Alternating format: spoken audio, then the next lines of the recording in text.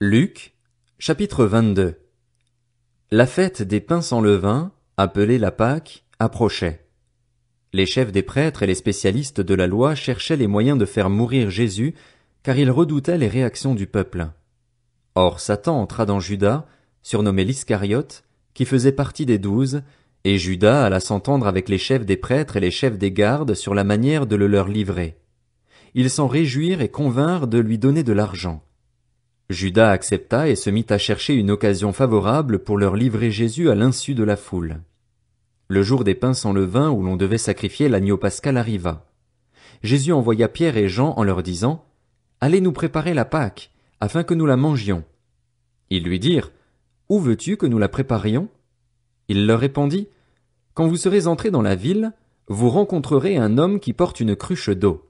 Suivez-le dans la maison où il entrera et dites au propriétaire de la maison « Le maître te demande « Où est la salle où je mangerai la Pâque avec mes disciples ?» Alors il vous montrera une grande pièce aménagée à l'étage. C'est là que vous préparerez la Pâque. Ils partirent et trouvèrent tout comme il le leur avait dit, et ils préparèrent la Pâque. Quand l'heure fut venue, il se mit à table avec les 12 apôtres. Il leur dit « J'ai vivement désiré manger cette Pâque avec vous avant de souffrir, car, je vous le dis, je ne la mangerai plus jusqu'à ce qu'elle soit accomplie dans le royaume de Dieu. » Puis il prit une coupe, remercia Dieu et dit « Prenez cette coupe et partagez-la entre vous, car, je vous le dis, désormais je ne boirai plus du fruit de la vigne jusqu'à ce que le royaume de Dieu soit venu. » Ensuite il prit du pain et, après avoir remercié Dieu, il le rompit et le leur donna en disant « Ceci est mon corps qui est donné pour vous. Faites ceci en souvenir de moi. » Après le souper il prit de même la coupe et la leur donna en disant « Cette coupe est la nouvelle alliance en mon sang qui est versée pour vous. Cependant celui qui me trahit est avec moi à cette table.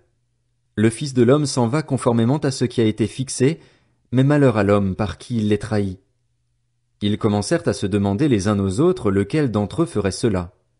Il y eut aussi une rivalité entre les disciples pour déterminer qui devait être considéré comme le plus grand parmi eux. Jésus leur dit « Les rois des nations dominent sur leur peuple et ceux qui exercent le pouvoir se font appeler bienfaiteurs. Que cela ne soit pas votre cas, mais que le plus grand parmi vous soit comme le plus jeune, et celui qui commande comme celui qui sert. En effet, qui est le plus grand? Celui qui est à table ou celui qui sert? N'est-ce pas celui qui est à table? Et moi, cependant, je suis au milieu de vous comme celui qui sert. Vous êtes ceux qui avez persévéré avec moi dans mes épreuves. C'est pourquoi je dispose du royaume en votre faveur, comme mon Père en a disposé en ma faveur. Ainsi, vous mangerez et boirez à ma table dans mon royaume et vous serez assis sur des trônes pour juger les 12 tribus d'Israël. » Le Seigneur dit, « Simon, Simon, Satan vous a réclamé pour vous passer au crible comme le blé. Mais moi, j'ai prié pour toi, afin que ta foi ne disparaisse pas.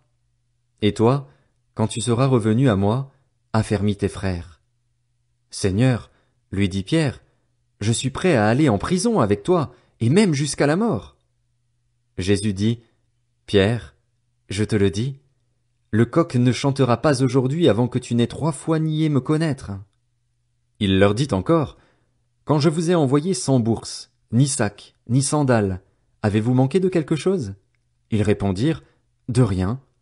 Il leur dit, maintenant, au contraire, que celui qui a une bourse la prenne, que celui qui a un sac le prenne également, et que celui qui n'a pas d'épée vende son vêtement et en achète une.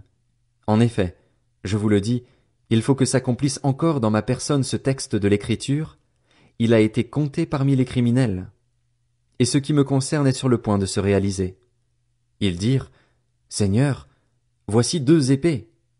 Il leur dit, cela suffit.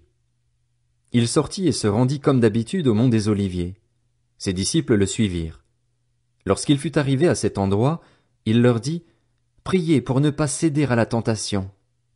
Puis il s'éloigna d'eux à la distance d'environ 1 jet de pierre, se mit à genoux et pria en disant, Père, si tu voulais éloigner de moi cette coupe. Toutefois, que ce ne soit pas ma volonté qui se fasse, mais la tienne. Alors un ange lui apparut du ciel pour le fortifier. Saisi d'angoisse, Jésus priait avec plus d'insistance, et sa sueur devint comme des caillots de sang qui tombaient par terre. Après avoir prié, il se releva et vint vers les disciples, qu'il trouva endormis de tristesse. Alors il leur dit, « Pourquoi dormez-vous? Levez-vous et priez pour ne pas céder à la tentation. » Il parlait encore quand une foule arriva. Celui qui s'appelait Judas, l'un des 12, marchait devant elle.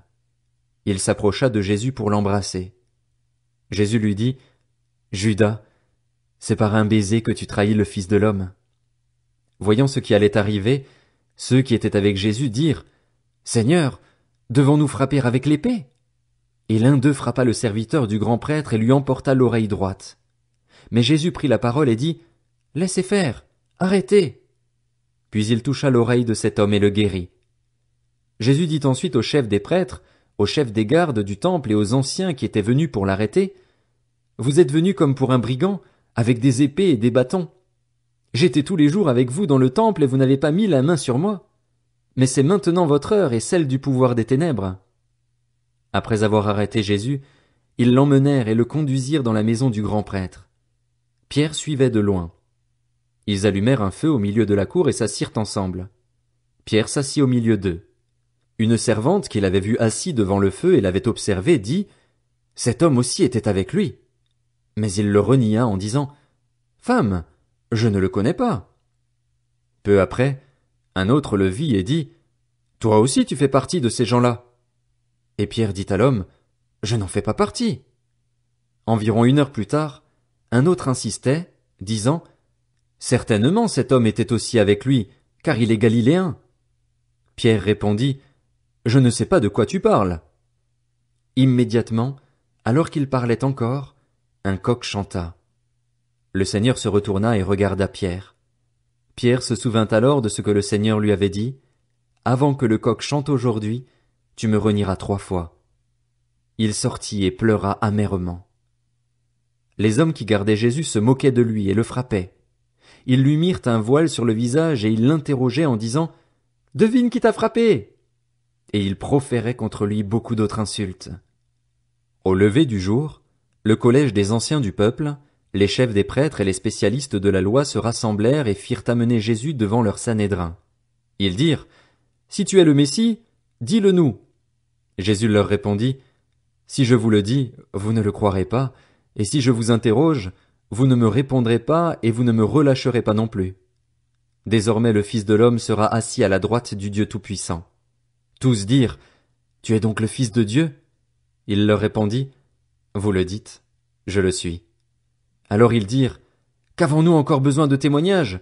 Nous l'avons entendu nous-mêmes de sa bouche. »